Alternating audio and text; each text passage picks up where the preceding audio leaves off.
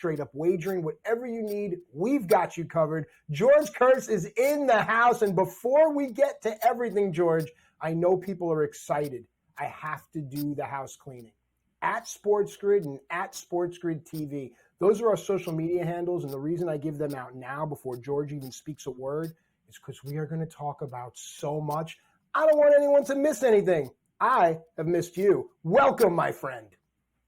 Oh, thanks, Matt. Always good to be back on the show with you here, right? Baseball, we have a full slate of games today on Sunday. I guess today would be the first full week, really, of baseball. If you don't count the Korean games here. So it's good to be here. There are finally no more.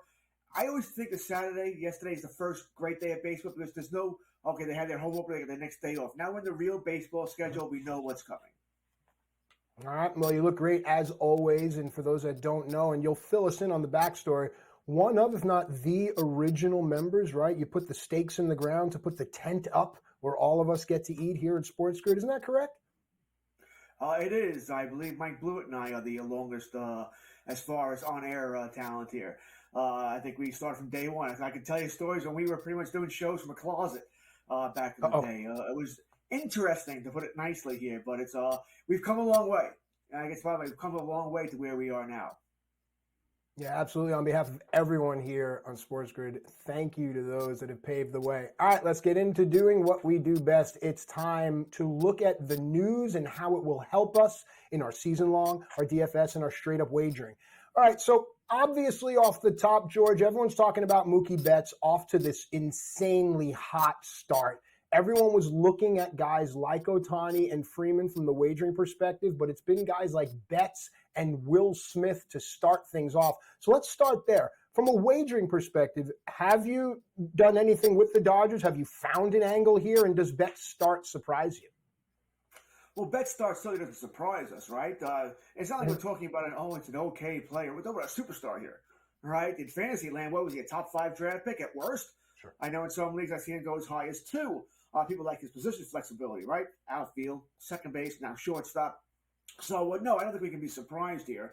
I have several Ohtani props. I have several Dodger props. All right, I'm on there over win total 103.5. I was on Ohtani's home run total. I think it was 39.5. There were some other props in there as well here. So we're certainly not surprised about Betts or the Dodgers to this date here. And I think it only gets better as the season rolls along and they really get to the flow of the season. The weather warms up across the U.S. as well here, and the ball travels further. So, no, if anybody who's shocked about Mookie Betts, I just don't think you've been paying attention. I know Ohtani gets a lot of the pub here, but with Mookie Betts, we're talking a superstar. Yeah, and this is coming from a man, George Kurtz, who has decades worth of fantasy baseball experience, and I think it's very important to listen to people that have been there and done that. With regards to a wagering perspective with the Dodgers, I've been trying to play them, and I don't normally like to play parlays, but early in April, I think the only way to make positive money are smart parlays and stolen base props. Otherwise, you're just chasing totals. So I've been trying to find different ways to parlay the big 4 of Ohtani, Freeman, Smith, and Betts, and something else, and it's been working out. And listen, if you had this next thing somewhere along the board, it's been working out for you. Ronel Blanco throws a no-hitter for the Astros. I think the bigger story here, George, A, is going to be the pitching depth of the Astros, and B, no one's talking about Yanier Diaz, the catcher. First catcher to call a no-hitter and have multiple home runs in the same game. Diaz did that the same night Blanco threw the no-hitter. What does it portend for the Astros along season-long DFS and wagering perspectives? Well, we know the Astros are always a good team, right? They'll get Verlander in the back maybe week, 10 days, mid-April, late April at the worst here. So theoretically, they should get better. All right, now you mentioned their pitching depth, which they do have, although Louis Garcia was put on a 60-day IL late last week. So he's not coming back anytime soon there if you were wondering where he is. Urquidy, maybe May 1st, somewhere around there. So like I said, theoretically, they should get better. All right, they'll make a move or two during the season if they have to there. They'll be there at the end. We know that. Will they win the division? Remains to be seen. You can still make an argument they're still the best overall team there. Rangers have some problems in their rotation, and the Mariners can't hit. Right, the Mariners are at least a bat short, maybe 2. You know, they were a bat short coming in, and they lost Teoscar Hernandez. Now makes them 2 bat short here, so they need to go out and replace that. I believe it was Joey P last week. It was said Peter Alonso maybe would make a good bat for the Seattle Mariners. Should the Mets fall out of it? He's not wrong.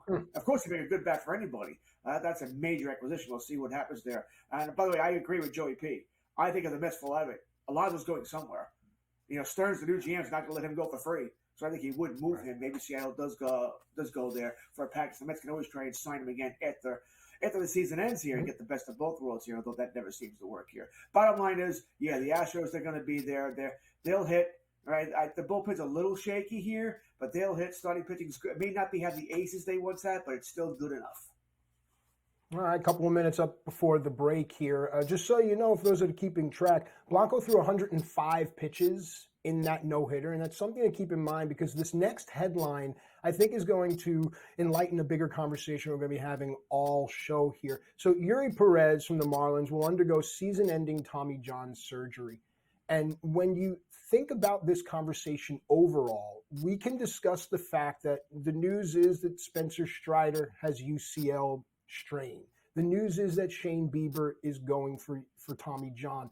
The bigger conversation, George, here, and I kept saying how you've played fantasy baseball for so long, here's the reason why. All these guys going down with Tommy John, all these guys going down with elbow injuries across the board. How do we mitigate that? How do we play that? Are we streaming pitchers from early April all the way through? What are we doing? Well, you notice in draft time, nothing we do about it now, there was maybe 7, 8 true aces, all right? Then everybody else is tier 2s, right? So either you were going for one of those aces early or you were playing more of the quantity game. Let's get a whole bunch of starting pitch, but let's load up on hitting here. And for a bunch of leagues, this is why you do mock drafts, by the way. It's the definition of why you do mock drafts. How do you like it if you spend a first-round pick on Strider, or a high second-round pick? How do you like your team? Right. And I didn't like my team. It had problems both ways. So I ended up going into leagues that I cared about going the quantity route, getting as many good to decent starting pitches as I can. It dries up quick, no doubt. The game is different nowadays here. All right, so that's how I went about it. Mock draft, so important to see how your team looks here. Load up on either you're going to go Strider and then you're going to back up with another ace in round 3, round 4, which is going to weaken your hitting, or you're going to go the quantity route starting pitching. I went quantity. That's how I'm going to attack it. We'll see how it works out here. This will not be the last 2 injuries we heard about as far as Tommy John is concerned.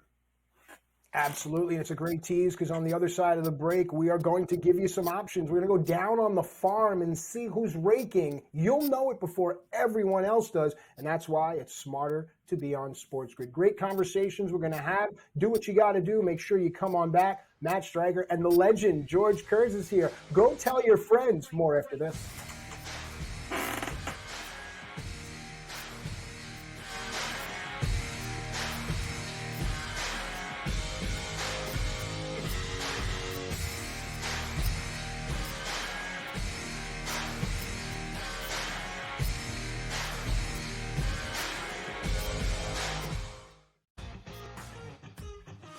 The fact that I've been able to move to a home that I'm very excited about is it's really cool, and so far just love everybody that I've met at SportsGrid, and I'm just super pumped for the opportunity. Sometimes things that I wouldn't feel comfortable asking, whether it was me playing and just trying to get a tidbit on the golf course and certain thing a player might have learned.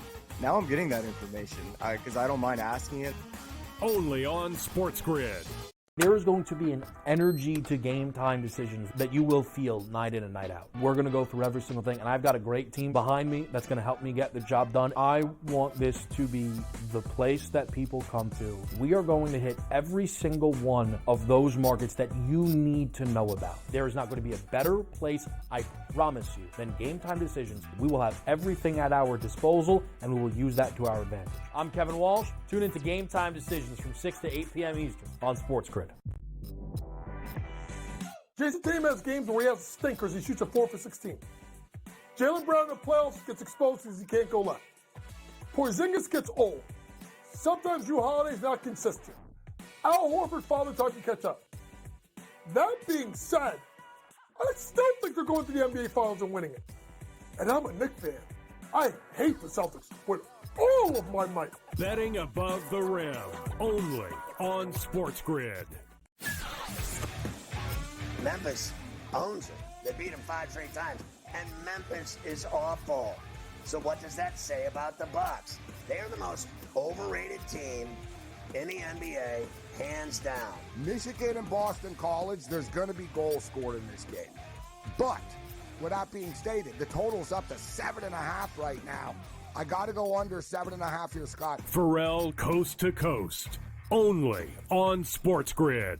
It's smarter to be on SportsGrid, your 24/7 sports wagering network. The early line. Magical and historic season in Lincoln, Nebraska continues. He is the best player in the NBA, but also in the biggest moments where the national media is watching. Newswire. Something that we have never seen happen before with one of the iconic coaches in the game. Pharrell Coast to Coast. The team covers. It's automatic.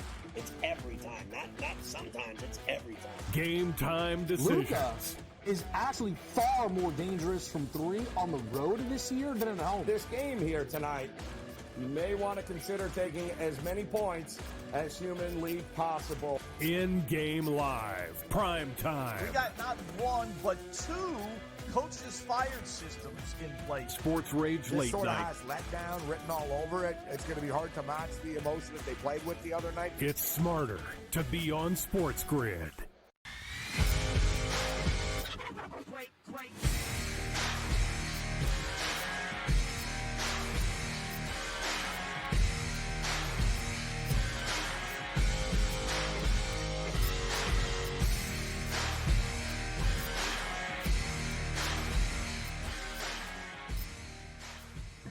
All right, welcome back in FST Fantasy Sports Today. Matt and George with you here, giving you everything you need in order to dominate. Whether it's season-long fantasy, DFS, straight-up wagering, these conversations, I promise you, light bulbs will be going off above your head. You're welcome.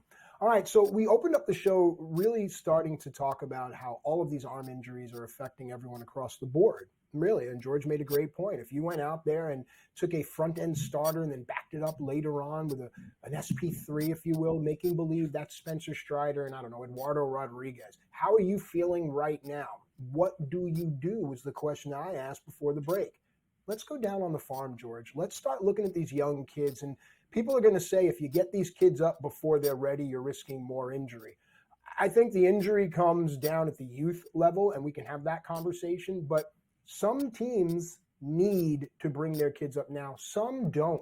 So let's go down on the farm and take a look at a team that right now people are saying that the minor league team for the Baltimore Orioles could defeat the Miami Marlins at least once in a 4-game series. Your thoughts on that overall before we start to talk about some of these names, Jackson Holliday, Heston Kjerstad, and more? I don't doubt that. The Orioles have one of the top minor league teams in Major League Baseball, by the way. I mean, by far one of the top teams. And Miami is so hurt, right? Their rotation's decimated. Alcantara, Cabrera, Perez, I mean, they're all hurt here. And their offense is not good. All right. To put it nicely, not good. So, yeah, the Baltimore Orioles, minor league system would have a shot. You know, I'm not going to tell you they're going to, they'd go 90-72 against Miami, but they'd have a shot at winning a couple of games, no doubt here. Baltimore's loaded. All right, now we know why they're playing the game with Holiday, right? To try and keep him the extra year, the Super 2, blah, blah, blah, blah, blah. He'll be up before long, but I got to tell you, I don't know where he's playing. All right, this team is loaded here. Not going to play shortstop, that's Henderson. Could play second.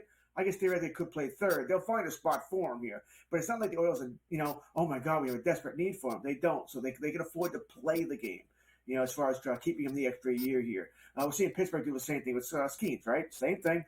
Keep for the extra year. We know they're ready for Major League Baseball now. All right, and we'll have that conversation further on in the show because it brings up a great point. And I like that we could have these fluid conversations. Bruce Lee said, be like water, so let's be so. Let's look at Jackson Holliday's numbers. And it's great because before the show, I was having a conversation with our producer, Sam Y, the sports guy, about how minor league numbers can really reflect what a young player can and cannot do. I'm looking at you, Washington. But with regard to Jackson Holliday, if you see what he's done here in 28 at-bats, it's a small sample size, we see 2 home runs, we see 12 runs scored, 393 batting average. I'll stop right there. To me, the batting average, some people say it's the wrong stat to look upon, but George, you and I both know the batting average still tells us a lot. 393 is something we haven't seen since Tony Gwynn and George Brett. Not that Holliday could keep that up at a major league level, but the eye is there, the EYE, and that helps us a lot. Your thoughts on young players being able to keep high batting averages, something we don't see anymore? Well, it's not taught anymore. That's not how baseball is taught anymore, right? It's launch angle. exit velocity. That's all they care about. Evaluators, general managers, the analytics department, for the most part, they don't believe that you can string 3 singles in a row to get a run, right? Run on first and second, or first and third, single gets them in. They don't think you can do that anymore against today's pitchers, all right? Because all today's pitchers are throwing the ball 130 miles an hour. So you're taught to swing, have that upward path, and hit home runs, because that's how you're going to score. That's just how today's game is. It's not like it was, in the 90s, 80s, 70s, and before that. It's just a different game today. So you're not going to see too many average people, because those guys also, you bat 330. I mean, listen how we feel about Luis Arias, right, for the Marlins. He bats 330. Yeah, that's nice. You got any power? No, not interested. All right, you got any speed? Not interested. All right, Tony Gwynn was probably the greatest hitter I've ever seen. All right, what is something he could go for his last 1,200 at bats, and he still have over 300 batting average. But he wouldn't be as valuable in today's game because he had very little speed, especially later on in his career, and he didn't really hit the power. Not that he couldn't hit the power. He could have. Wade Boggs could have. Ichiro could have. They sacrificed power for average, but I got to wonder if they were playing in today's game, if that would be reversed. Great conversations. Folks, didn't I tell you I was excited? Didn't I tell you this was going to be fun? Good stuff as always, George. All right, another young player in the Orioles system, and I mean, we can do the whole segment on the Orioles system. We won't, but we can, is Heston Kjerstad, and slated to play first base. But as you alluded to when we were talking about Holiday, teams don't necessarily adhere to that. Wherever a guy's bat could fit into the lineup, and the fact that the DH comes now league-wide is definitely there to allow things like this to go on. Again, another guy raking in AAA. We're starting to see on social media more tweets and things coming out of Orioles minor league camp than we are seeing for some pro teams. I don't want to beat a dead horse here, but talk to where you think Kjerstad could play and how he could benefit this team. Well, he can certainly benefit the team. But once again, where do you play? That's always the issue here. Where do you play? And when you bring up a youngster, especially a top youngster, you want him to play. There's no point in playing them twice a week and then sitting on the bench. You don't want that. You want them playing 5-6 times a week minimum. All right, so that's the problem for the Orioles. And this is not a new problem. We knew about this during the offseason, but on several shows here where we all stated the Orioles needed to trade some of the youngsters to get pitching because there are plenty of hitting youngsters, not too many pitching youngsters. And now they sort of did that with Corbin Burns, right? That's why we traded DL Hall, one of their top pitching prospects, because they could afford to do that. Maybe they should make some more trades. They still have Colton Cowser. He's with the team, but he can hit. He can be a starting outfielder, but he's barely playing. I think that's kind of a mistake there. I'm sure the kid's thrilled to be up in the major league and making major league, meal money and everything else and counting service time. But is it hurting his career that he's not playing every day? And you're gonna see the same thing with Kjerstad. Unless an injury happens here, you'll see him eventually because he's going to be too good. He's going to out-hit AAA. But how he's going to play without that injury, without Mountcastle getting hurt? He's getting somebody going down for this team, going down long term. I just don't know if it makes any sense, productivity-wise, future-wise, to have these guys play at the major league level right now. Yeah, it's good food for thought, and it whets the appetite for the bigger conversation. And here we are now. The next player on this list is currently property. I don't like to use the word of a team that is 7-2. Playing really well. It's the same team that was playing really well at the start of last season before their identity and their face was injured. I'm talking about the Pittsburgh Pirates. The player I'm talking about is Paul Skeens. Now, everyone wants Skeens up for the reason, George, that you're talking about, because he throws 103. But how often do we want to go to the ballpark and see that versus, hey, did you hear the Skeens news? Yeah. And I don't even, it's almost like a bad word now. I don't even want to say the procedure, because in my stupid head, I'm putting it out there into the ether. But Paul Skeens has just been mowing people down. And this is a team that already has shown you, I think Jared Jones has shown a lot of people. If you don't have Jared Jones, quickly take a second up against a break, go onto your fantasy leagues and see if Jared Jones is available and grab him. But this is a team that needs starting pitching, and they have pen questions. Is Paul Skeens coming up, or are they going to ruin him, George?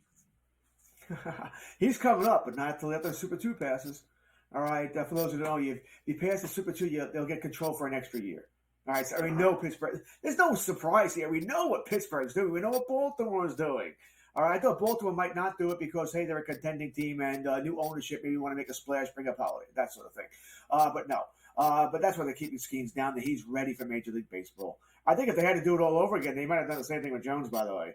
I don't think they realize how good this kid is, too. He's not Skeens, but he's maybe one level down here. Pittsburgh's rotation future is bright, by the way. So Skeens will be up. There's never a certain time for Super 2. It depends on how many other call-ups there are through April through May. Generally, it's before Memorial Day where the Super 2 passes. So he'll be up certainly by June 1st. I don't think it'll be any later than that. He'll be great. Like I say, he throws 110 miles an hour. No one can hit him. He's going to be fantastic here. Just don't suffer an arm injury, please. Can someone please look out for these kids? The last thing we need is for another kid to be rushed up and then we hardly knew you kind of thing. With that said, on the other side of the break, we're going to do another segment called Young Guns. It is a young man's game, and there are plenty coming. Remember, we're here to help you. If you're in that season-long fantasy and your pitchers are down, George and I have got you. On the other side of the break, some names you're going to want to know. More FST after this.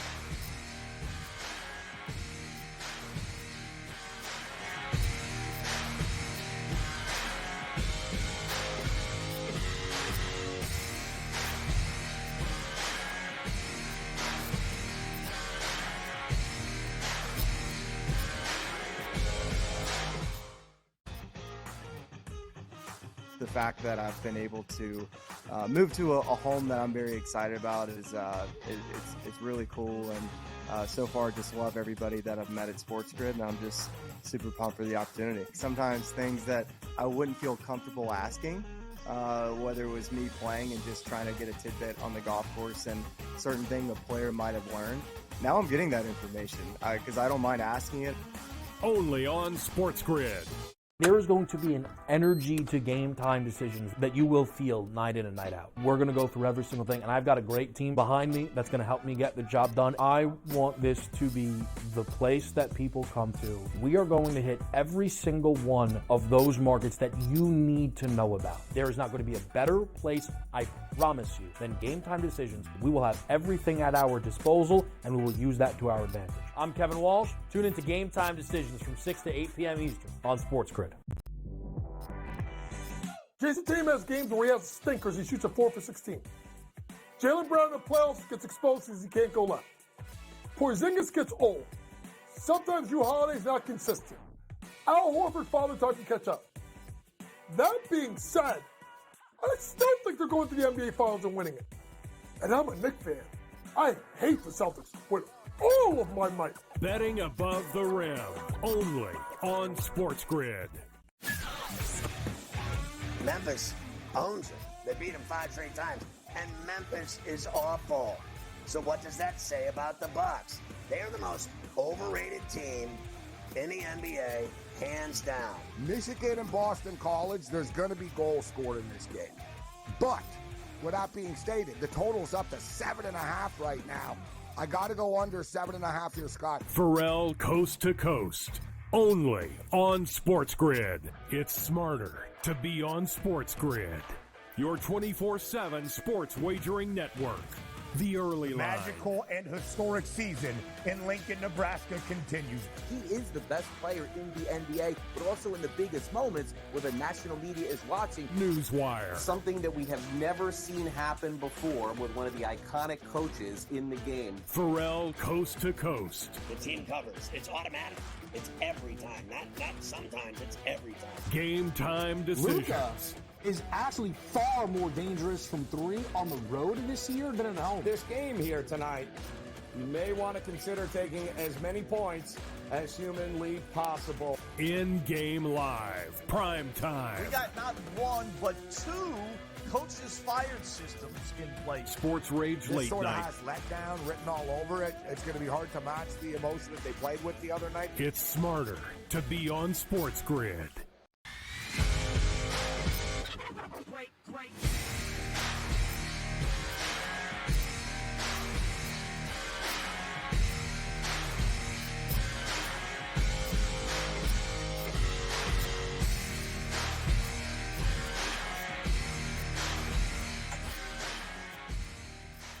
All right, welcome back into FST Fantasy Sports Today. Matt Striker and George Kurtz with you here, giving you everything you need in order to dominate. It's what it's about. Nobody wants, no, I'll be happy with 5th at a 12-team league, because that's how you talk in my head. No, you want first. You want the playoffs. Come on, now you're Jerry Seinfeld. we're going to look at some things to help you out here, especially for season long, but also for DFS and straight up wagering too. When you look at it, George, a lot of these young pitchers, the book doesn't know how to price them. That's number one. The casual fan has no idea who they are. That's number two. And number three, unless you're watching shows like this on networks like this, you really don't have that inside track. And for me, that's what it's about. The public wager is something I learned to stay away from a long time ago, unless I'm playing with the house money. But right now, early April, it's still my money. I want these young guns. I want these kids that no one knows. I want to get in on the plus money and get out. Let's start here with the White Sox. No one's ever looking at the White Sox. And when they do, they go, "Oh, Eloy Jimenez is hurt again. I told you." Okay, keep an eye on guys like Kopech and Soroka and Garrett Crochet. Garrett Crochet, for those of the, higher echelon. This guy throws absolute fire. And I think there's plenty of ways that people can invest, get in before the public starts to get smart on some of these names. Talk to me about Garrett. Yeah, I think your time to buy low on Garrett's probably over, or it's ending. All right, he's really the only pitcher on Chicago, the White Sox, that we have any interest in right now. I know they signed Clevenger this week. Yay! I'm sure it'll be fantastic there. This team is rebuilding. All right, you mentioned Jimenez, another guy who I expect to be traded, but the guy's flying China. He gets hurt all the time. It's the running joke which you already made here. Shocking, he's hurt again. I wonder if they'll trade Louis Robert if he might go at some point. He's also hurt. So you don't have any. There's nothing going on in Chicago, which is going to hurt Crochet. I wonder how you want to look at it here, because his ratios will be good. How many wins are coming? And in most fantasy leagues, we still have wins, right? You need win DFS. You need a win. They still matter, points, right? They still matter. So we need that. And what I'm trying to say is there's going to be a lot of 2-1 losses here, 3-2 losses here, or no decisions. And that will bother me somewhat here. But still, for the price you're paying, it might still be worth it. He is a good young pitcher. Is he Skeens? No. Okay, nobody is. But we're talking a guy who's not that far away from him either. One thing to worry about, as the weather heats up in Chicago, that's a bandbox. The ball will fly out of there. That could hurt Crochet somewhat. Well, let's play tennis, and I'll return serve here. You brought up Skeens. To me, in the here and now, Crochet is more valuable than Skeens because he's on the field. And just for those that want to know, he's listed as the SP1 with Soroka, Eric Fady, and Chris Flexen behind him. And Flexen isn't too far removed from being pretty good with Seattle. So I think when people say things like that, Skeens, Crochet, he's not this guy. Skeens can't do anything for us right now at all other than speculation. I think that's a value that needs to be added to some of the players' names that are actually on the field. Now, you mentioned Skeens. Great segue. You're a pro. You know what you're doing. Jared Jones is the next one on this list. Do you think the window has closed as far as the Jared Jones secret, or a couple of more good starts are still in it for guys like you and I? Boy, if your league doesn't know about him, no one's paying attention, right? I was very curious to see how he'd pitch against Baltimore. All right, it was a Friday night, and he pitched well. 7 Ks, right? He pitched well. Yeah, he looked good. That's one of the best hitting teams in baseball, right? I know, listen, they played in the snowstorm, I think, or whatever it was. It was kind of funny there, but still pitched well. I know I grabbed him in my one of my home leagues last week. I wanted him. Now, he's the opposite of Chicago, right? PNC Park is a great pitcher's park. So that'll help his numbers there. Am I going to be worried about later in the season that he's going to be on a pitch count or an innings count? Of course. In today's world, it's what they all are. But you know what? I'll worry about August. I got to get there first to be in contention. I can make my moves during the season here to straighten up my pitching staff. I want to get ahead now. Right? I want to get ahead now. It's what you said earlier, by the way, about wanting to finish first place. And people who sometimes in dynasty leagues or keep it with leagues are worried about next year. Worry about next year. Flags fly forever. Win now. Win now. Something in dynasty leagues. But people all worry about dynasty leagues. The only dynasty leagues I've been in over the years that aren't dynasty leagues, they don't last. Win now. Get your prize now. It's very. I'm talking industry leagues. Oh, it's a dynasty industry league, but blah blah blah. People you've all heard of, and they fold after a couple of years because people quit. So dynasty leagues are great. I love playing in them, but don't treat them like you're playing in a dynasty league. Treat them as 1-year leagues. You'll have a much better chance and ratio of success there. So yes, I love Jones. I think like I said, the only people who are downgrading him now, he's a Pirate pitcher. I don't want a Pirate pitcher. I get it, but the Pirates aren't yesterday's Pirates. This team can hit Jones will do well. The only thing I'm worried about is that innings limit and a pitch count.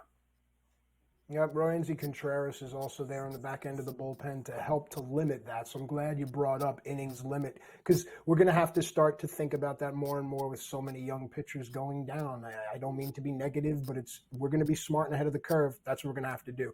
All right, let's move on to the next pitcher. For the Monty Python fans, you love his last name because he fogs in your general direction. But Brandon Pfaadt was supposed to come on last year, and he kind of faltered until the postseason. That's when he arrived, similar to Carter and those guys for Texas. But people started to get Brandon Pfaadt on their radar. Here he is now. Your thoughts on the Arizona starter, considering now they've added Montgomery and they've lost Rodriguez just for a bit? Yeah, I think he's a solid starter. I don't think he's special. I'm not dying to go out and get him, whether it's via a trade or he's somehow still on your waiver wire. But he's a solid starter. He's someone you probably are starting week in, week out, game in, game out. Not someone I'm looking to be a streamer or anything like that. But like I said, I don't think he's on his way to being a superstar or a guy you have to have in your lineup or a guy I'm starting against the Los Angeles Dodgers. How about that? There'll be times where I think he can be on my bench. There's not too many starters I want coming up against the Dodgers here. So I like Brandon Pfaadt, I do, but he's not someone I think is going to win me my fantasy league. This is going to be my fantasy MVP.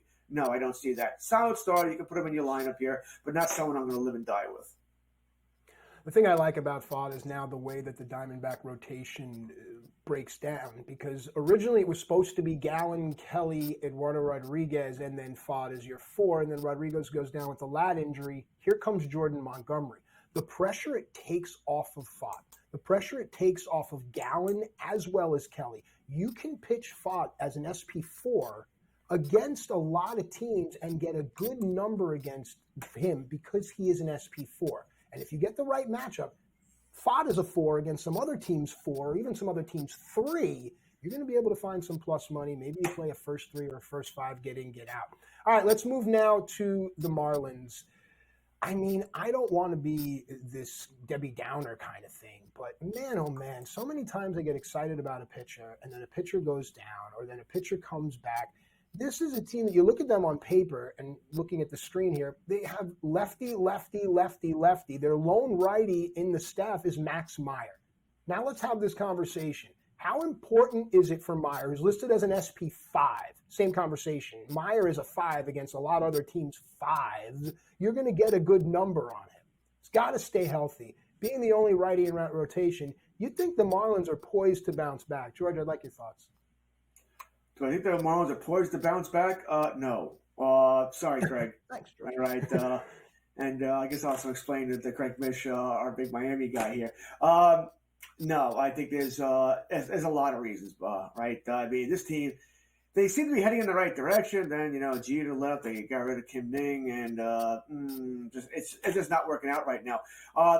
Listen, the injuries, what are you going to do? We all knew Alcantara wouldn't be back this year. All right, he's got the Tommy John. He's gone. Cabrera suffered the injury, mid-spring training. He's not starting with the team. Maybe he'll be back in May, maybe not.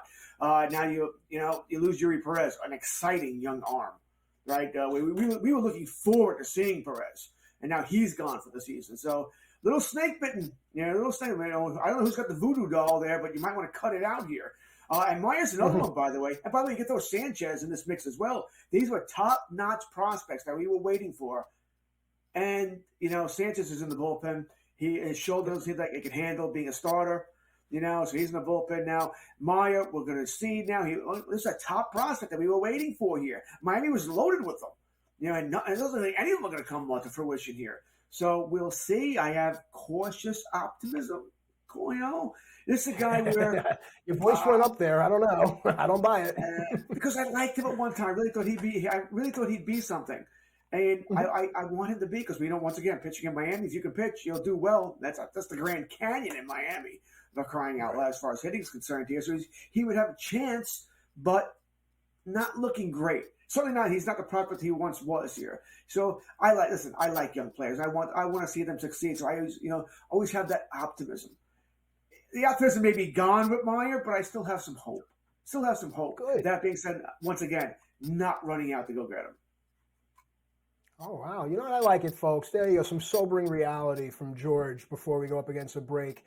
He has hope, but it's tempered hope. And that seems to be the way of the world here with regards to the Marlins. I think the idea was to build strong pitching, and what they did when you get Jazz Chisholm back, you get Tim Anderson, who's a guy that can hit 300, in addition to Arise. It's what you talked about earlier. Maybe they were hoping that their hitting would at least keep them in close games and their pitching would do the rest. I really would have loved to have seen them gone out to grab a JD Martinez, if you will. Jake Berger is enough, question mark? But there you go. Those are the thoughts there. But again, there's things we need to think about as we are very early in the season. When we come back, we're going to do 3 up and 3 down. It's exactly what it sounds like. We'll give you 3 players that are doing all right and 3 players that are not doing so well. We're going to hear from George. Maybe some of the ups are ready to go. Maybe some of the downs are ready to come our way. We're going to talk some trades and some thoughts and everything else. Matt Striker and George Kurtz with you here on FST. Remember, at SportsGrid and at SportsGrid TV, keep the conversation going. I know I'm going to reply, and I know Gabe Morency, big out there. He's been doing a ton of stuff. It's WrestleMania weekend. We want to hear from you. More after that.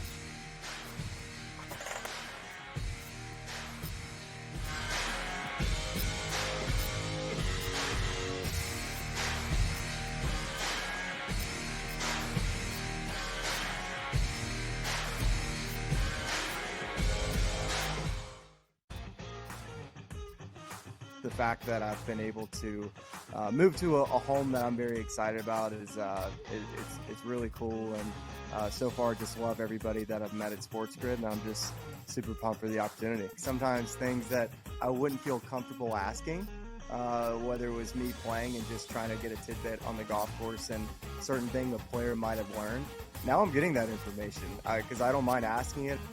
Only on SportsGrid. There is going to be an energy to game time decisions that you will feel night in and night out. We're going to go through every single thing, and I've got a great team behind me that's going to help me get the job done. I want this to be the place that people come to. We are going to hit every single one of those markets that you need to know about. There is not going to be a better place, I promise you, than Game Time Decisions. We will have everything at our disposal, and we will use that to our advantage. I'm Kevin Walsh. Tune into Game Time Decisions from 6 to 8 p.m. Eastern on SportsGrid. Jason Tatum has games where he has stinkers. He shoots a 4 for 16. Jaylen Brown in the playoffs gets exposed because he can't go left. Porzingis gets old. Sometimes Drew Holiday's not consistent. Al Horford father time to catch up. That being said, I still think they're going to the NBA Finals and winning it. And I'm a Knicks fan. I hate the Celtics with all of my might. Betting above the rim, only on SportsGrid. Memphis owns it. They beat them 5 straight times. And Memphis is awful. So what does that say about the Bucks? They are the most overrated team in the NBA, hands down. Michigan and Boston College, there's going to be goals scored in this game.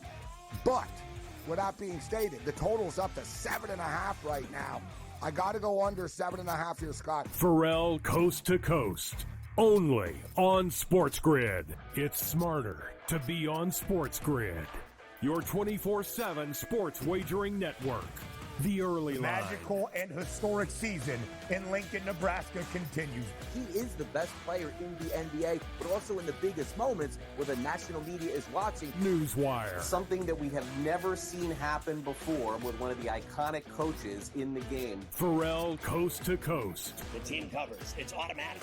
It's every time. Not sometimes. It's every time. Game time decisions. Luka is actually far more dangerous from 3 on the road this year than at home. This game here tonight, you may want to consider taking as many points as humanly possible. In-game live, prime time. We got not 1, but 2 coaches fired systems in place. Sports Rage This Late sort of Night. has letdown written all over it. It's going to be hard to match the emotion that they played with the other night. It's smarter to be on SportsGrid.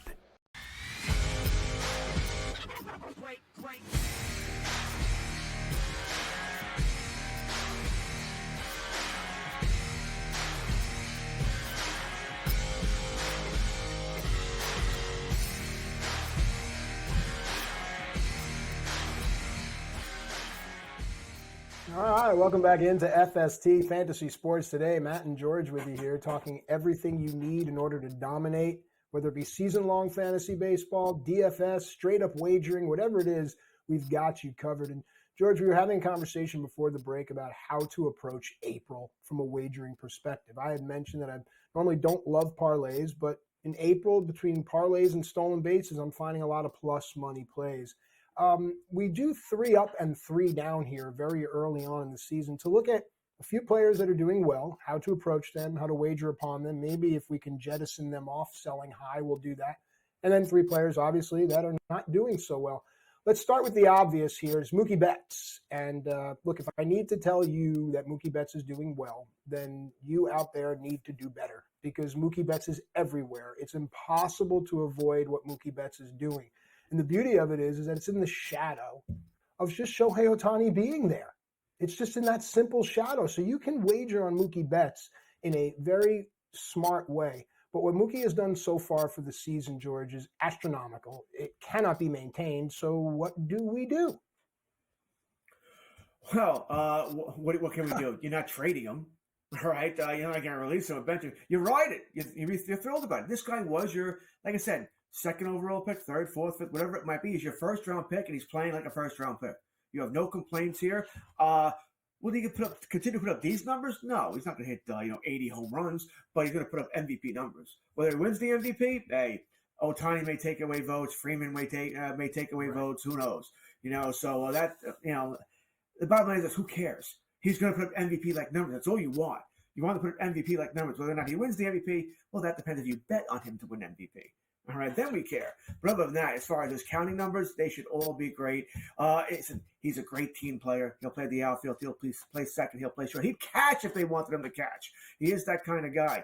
To this day, Matt, I still have no idea what the Boston Red Sox were thinking in letting him go. But as a Yankee fan, hey, have fun in L.A. Right. I mean, that's a bigger conversation just about the economics, the capitalism, the calculus of the game. But from a wagering perspective, think about things like this for the remainder of April. If you're seeing Dodger run lines with plus money or at or near even, and you can catch a Mookie Betts total base play or to catch a hit, it's a nice little same game parlay that can get you some plus money. George is right. I think you ride this. If Betts is hot, you take him. You're going to find him with minus money when you play him in isolation. But if you can pair him smartly, not necessarily with things within his own game and same game parlay situations, but also with the entirety of the slate, I think you can try to find a way. Let's not get greedy, right? We're not looking to get plus 300 on certain things unless they're stolen base props. And that's another rule that I have, plus 350 or more on a stolen base prop, unless it's something that's really getting you. But Mookie Betts is wagerable, and he's very, very profitable. And I like what you said about riding what he's doing. This next player here, though, George, I'm going to go the other way. I believe that he's always been inflated. Michael Conforto has 3 home runs, 8 runs scored, 9 RBI. He's hitting 370 and an OPS over 1,100. And I laugh because people will consistently do this. They will flock to this guy, and then they will consistently be disappointed and pound sand in July. Your thoughts on Michael Conforto? I think Michael Conforto is a good hitter. Not that good. All right. I think he'd be perfect in Yankee Stadium. All right. With that swing from the short porch and right. Perfect. Not so much for San Fran. He's not that kind of power guy. He's not Barry Bonds to keep putting the ball into the bay there. So yeah, I am not. He's the guy. If I had him on my team and someone came looking for him, we could talk trade. I would love to move him for a piece that I think is more longer lasting or more consistent. How about that? Because I think there will be times like now where he's hot and you want him. Right. And then it's going to be a 2-week span where you're like, what am I doing with this guy on my team? He's killing me. That sort of thing. He's a guy I might look at the schedule. All right, you're playing San Fran for, 9 of the next 12 games. All right, I'm going to bench him. But then again, when you're on a better, obviously playing Colorado, when you're playing better hitters ballparks, I would be more inclined to put him in my lineup. He's not a guy I have because I think he's playing in the wrong ballpark. I just think he's playing in the wrong ballpark. For his swing, I think the Giants, for a long time, the Giants were always the bridesmaids, right? Never the bride. They got turned down by Harper, got turned down by Judge, got turned down by Correa. Good for them there. They could never get that top player. And Conforto, in my mind, was always, he came cheap because he was out that whole year with the shoulder injury, right? So he came cheap to them. It might have worked out in the end, but he's not the guy they were looking to get. He's the guy they settled on. Well, Nobody wants to do that. But just here's the thing, in a real world perspective, I do like the Giants, and I do think that you can get good prices on the Giants, considering the fact that they just sit, again, in the shadow of the Dodgers, in the shadow of Ohtani. And that's where I've been making a lot of my plus money, in the shadow of the Dodgers, which is fine with me. So if you're looking at the Giants as a whole, I think the team is competitive, and I agree with George. There are other places I can go from a fantasy perspective for Michael Conforto, but from a DFS perspective and just a straight up wagering, if you do get a good matchup and you can find some plus money and you want to pair it with something this early on, there's something to be said about that. All right, moving on here, George, we had Shane Bieber here, and I really believe that Shane Bieber was on track for a comeback season, and now we hear Tommy John surgery, and it really takes the wind out of my sails. It really does put a stink in the room, if you will, that Shane Bieber has to go away. But we still have an obligation. So let's fill the Bieber-sized hole with Merrill Kelly. And let's talk about Merrill Kelly, because the beauty of what Merrill Kelly is doing is in the shadow of Zach Gallen, Jordan Montgomery, and Brandon Pfaadt. Merrill Kelly has thrown 13 2/3 innings. He has a 1.98 ERA, 12 strikeouts, and 1 walk. How safe is an insulated Merrill Kelly in this Diamondbacks pitching rotation? We probably don't give Kelly as much love as we should. Once again, we're not talking an ace starting pitcher here, but he's a solid number 2. As you mentioned earlier in the show, right? He sort of slotted in perfectly behind Zach Gallen, who is an ace. Gallen gets sort of insulated now by Montgomery. Montgomery could be a 2. Probably not your traditional 2, but for Arizona could be. So if they want to go in that direction, they could. Gallen, Montgomery, Kelly sounds nice. Erod whenever he comes back. It's a solid rotation, right? Nice and deep here. Is Kelly going to be is he going to strike out, 12 guys in 6 innings? No, he's not that guy. He's not Garrett Cole when he's healthy, but he's probably the next level down. A top 20, top 25 starting pitcher in Major League Baseball, which lets you know how good he can be here or how good he already is. But we probably don't give him as much love as we should. Once again, you got to compare him. Am I starting against the Dodgers lineup? I wouldn't be afraid of it. I wouldn't be dying to do it, but I wouldn't be afraid of it. It's really the best thing I can say about Kelly.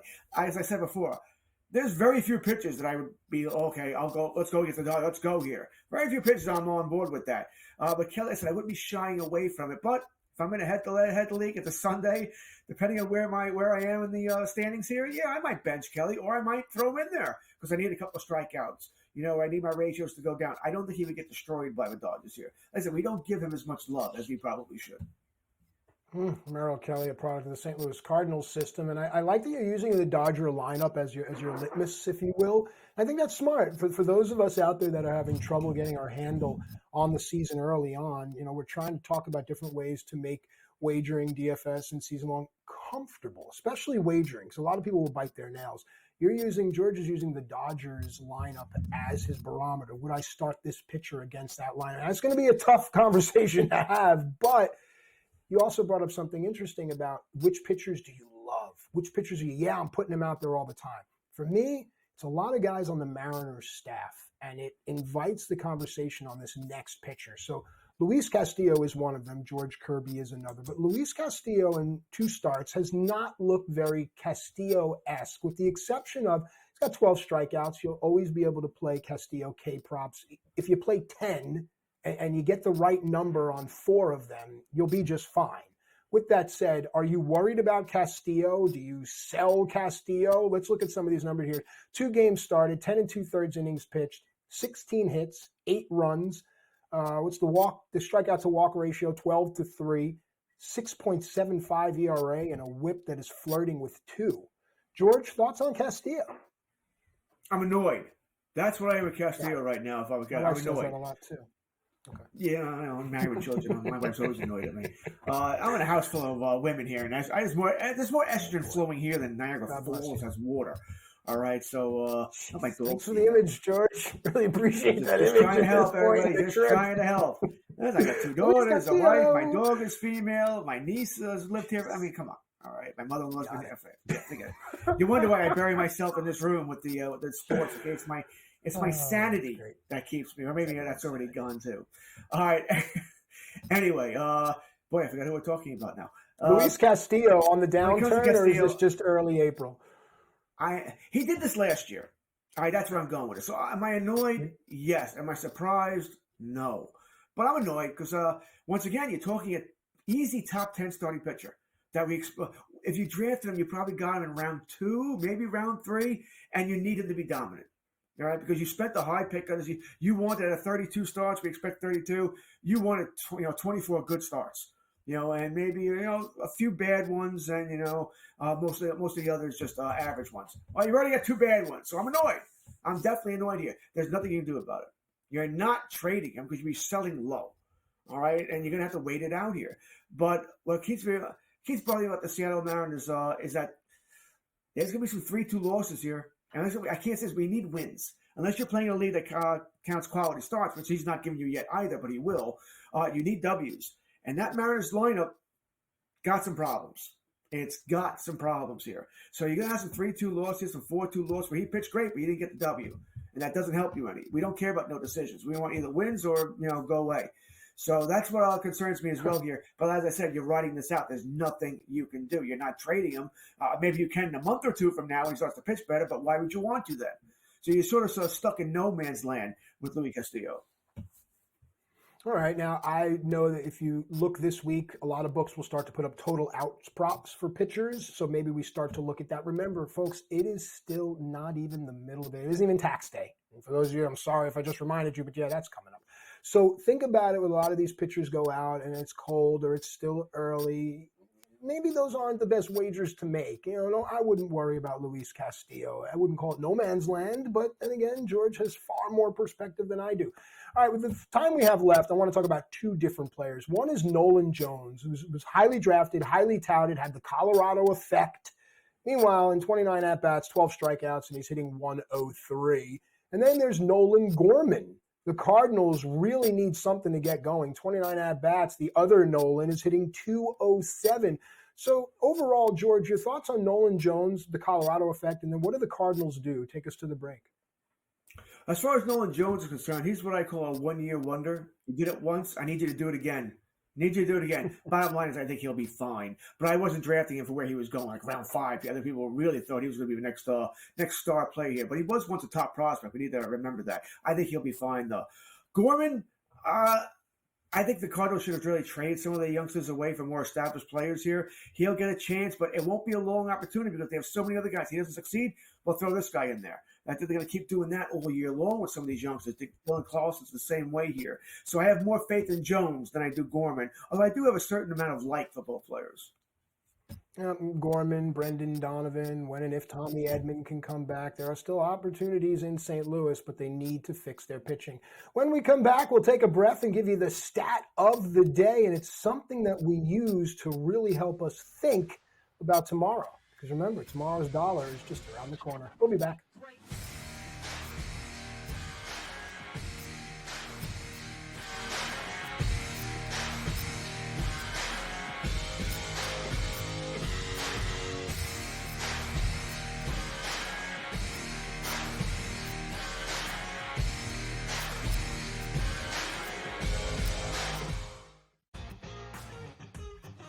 The fact that I've been able to move to a home that I'm very excited about is it's really cool, and so far just love everybody that I've met at SportsGrid, and I'm just super pumped for the opportunity. Sometimes things that I wouldn't feel comfortable asking, whether it was me playing and just trying to get a tidbit on the golf course and certain thing the player might have learned, now I'm getting that information because I don't mind asking it. Only on SportsGrid. There is going to be an energy to game time decisions that you will feel night in and night out. We're going to go through every single thing, and I've got a great team behind me that's going to help me get the job done. I want this to be the place that people come to. We are going to hit every single one of those markets that you need to know about. There is not going to be a better place, I promise you, than Game Time Decisions. We will have everything at our disposal, and we will use that to our advantage. I'm Kevin Walsh. Tune into Game Time Decisions from 6 to 8 p.m. Eastern on SportsGrid. Jason Tatum has games where he has stinkers. He shoots a 4 for 16. Jaylen Brown in the playoffs gets exposed because he can't go left. Porzingis gets old. Sometimes Drew Holiday's not consistent. Al Horford father time to catch up. That being said, I still think they're going to the NBA Finals and winning it. And I'm a Knicks fan. I hate the Celtics with all of my might. Betting above the rim, only on SportsGrid. Memphis owns it. They beat them 5 straight times. And Memphis is awful. So what does that say about the Bucks? They're the most overrated team in the NBA, hands down. Michigan and Boston College, there's going to be goals scored in this game. But, with that being stated, the total's up to 7.5 right now. I got to go under 7.5 here, Scott. Pharrell Coast to Coast. Only on SportsGrid. It's smarter to be on SportsGrid. Your 24/7 sports wagering network. The early line. Magical and historic season in Lincoln, Nebraska continues. He is the best player in the NBA, but also in the biggest moments where the national media is watching. Newswire. Something that we have never seen happen before with one of the iconic coaches in the game. Pharrell Coast to Coast. The team covers. It's automatic. It's every time. Not sometimes. It's every time. Game time decisions. Luka is actually far more dangerous from 3 on the road this year than at home. This game here tonight, you may want to consider taking as many points as humanly possible. In-game live. Prime time. We got not one, but 2 coaches fired systems in place. Sports Rage This Late sort of Night. has letdown written all over it. It's going to be hard to match the emotion that they played with the other night. It's smarter to be on SportsGrid.